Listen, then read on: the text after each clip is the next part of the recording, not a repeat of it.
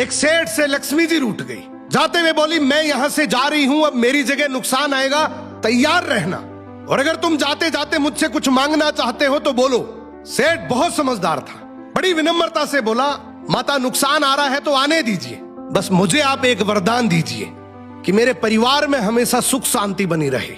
लक्ष्मी जी मुस्कुराई, तथास्तु कहा और वहां से चली गई। अब उस सेठ की 4 बहुएं थी। कुछ दिनों बाद सबसे छोटी बहू खिचड़ी बना रही थी। उसने खिचड़ी में नमक डाला और अपने काम में व्यस्त हो गई। तभी दूसरी बहू आई और उसने खिचड़ी को बिना चखे ही और नमक डाल दिया और वो भी अपने काम में व्यस्त हो गई। ऐसे एक एक करते तीसरी और चौथी बाकी की 2 बहुएं भी आई। उन्होंने भी खिचड़ी को बिना चखे ही उसमें नमक डाल दिया। अब रात को सबसे पहले सेठ खाना खाने बैठा। जैसे ही उसने खिचड़ी का 1 चम्मच लिया, उसे महसूस हो गया कि इसमें बहुत ज्यादा नमक है, और सेठ जी तुरंत समझ गए कि नुकसान आ चुका है। किसी से कुछ नहीं कहा, चुपचाप खिचड़ी खाई और चला गया। अब सेठ के बाद खाना खाने की बारी आई सबसे बड़े बेटे की।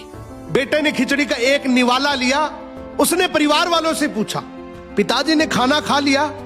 उन्होंने कुछ कहा? तो बाकी सबने जवाब दिया, हाँ पिताजी ने तो खाना खा लिया, लेकिन किसी से कुछ नहीं कहा। तो बड़े बेटे ने भी चुपचाप खिचड़ी खाई और चला गया। ऐसे ही करके परिवार के बाकी सारे सदस्य एक एक करके आए, अपने से पहले वालों के बारे में पूछा, कुछ नहीं कहा, चुपचाप खिचड़ी खाई और चले गए। अब रात को सेठ जी सो रहे थे, सपने में नुकसान आया और हाथ जोड़कर बोला, भाई मैं यहां से जा रहा हूं, मैं यहां नहीं रह सकता। तो सेठ जी ने पूछा, क्यों, क्या हो गया?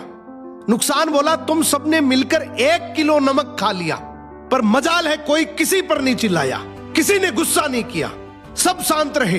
अब जिस परिवार में इतनी सुख शांति हो, आपस में इतना प्यार हो, वहां पर मैं नहीं रह सकता।